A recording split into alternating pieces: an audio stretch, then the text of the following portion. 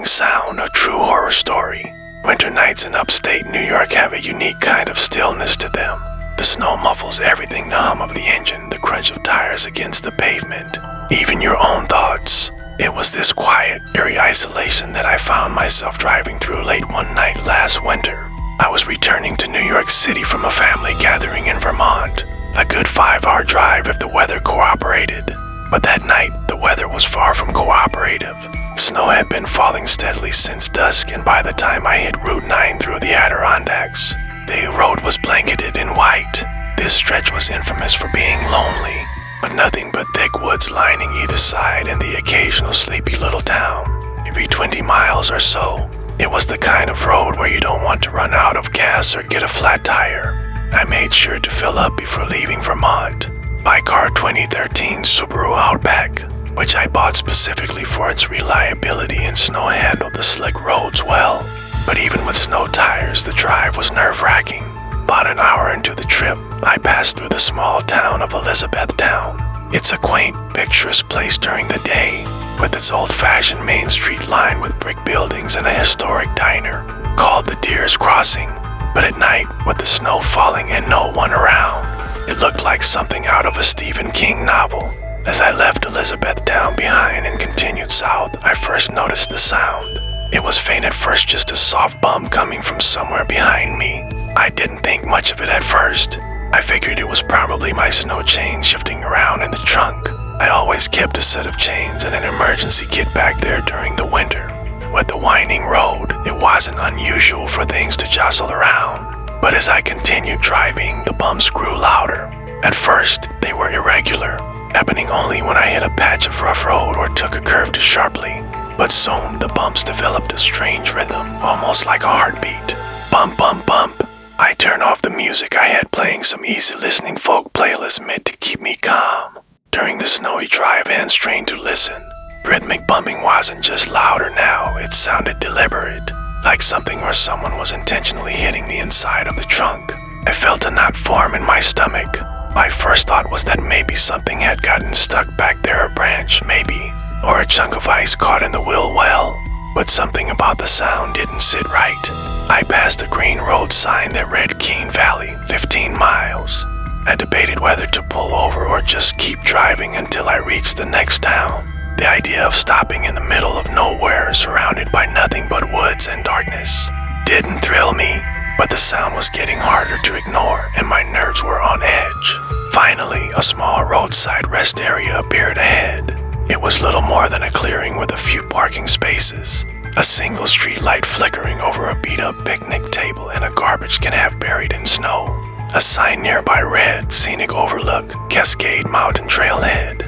It wasn't much, but it was the only safe place to pull over I'd seen in miles. I slowed down, my tires crunching over the freshly fallen snow, and parked under the dim light. The moment I stepped out of the car, the cold hit me like a wall. The wind howled through the trees, and the snowflakes stung my face as I walked to the back of the car. My breath came out in thick puffs as I fumbled with my gloves and popped the trunk. I expected to see something simple, my snow chain shifted out of place, maybe, or my emergency kit tipped over. But when I looked inside, my blood ran cold. The trunk was empty. Not just empty of anything loose, but completely empty. No snow chains, no emergency kit, nothing. Gray carpeting inside the trunk looked undisturbed, like it had just come off the factory floor. I stood there for a moment, staring at the empty space, my mind racing. I knew I had packed those things before leaving Vermont. They'd been in there all winter. I even remembered double-checking before starting the trip. And then, as I stood there in the swirling snow, something happened that I will never forget for the rest of my life. A voice, right next to my ear, soft and faint, yet undeniably clear. Thank you. I froze. Every hair on my body stood on end as the word echoed in my mind. I spun around, expecting to see someone standing there, but there was no one. Just the darkness of the woods and the falling snow. My heart was pounding in my chest as I slammed the trunk shut, my gloved hand slipping on the icy metal. Without a second thought, I ran back to the driver's seat, jumped inside, and locked the doors. I sat there for a moment, gripping the steering wheel, trying to make sense of what had just happened. My breath fogged up the windshield as I stared at the rest area, scanning for any sign of movement. Finally, I put the car in drive and pulled back onto Route 9, desperate to leave that place behind. But as I drove, the bumping sound returned. It was louder now, more insistent. Most like whoever or whatever was back there was angry I'd stopped. I pressed the gas harder, my tires slipping slightly on the slick road as I sped south. I didn't care about the snow or the possibility of skidding off the road. I just needed to get away. By the time I reached Keene Valley, the sound had stopped. The small town was mostly dark. Just a few houses lit up in the faint glow of a diner called Rocky's Place, near the main street. I considered stopping there to catch my breath, but the thought of sitting still, of being a target, kept me moving. The rest of the drive to New York City was uneventful, but I couldn't relax. Every time I glanced in the rearview mirror, I half expected to see someone or something staring back at me.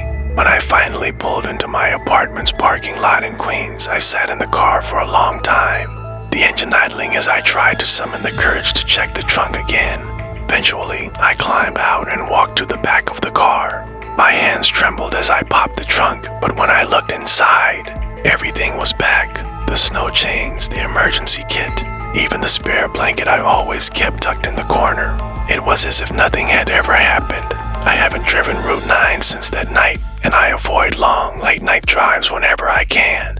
But every so often, when I'm driving alone and hear a faint sound behind me, I feel that same chill I felt in the Adirondacks. I don't know or what I heard that night, but one thing is certain, I'll never forget the whisper in the snow.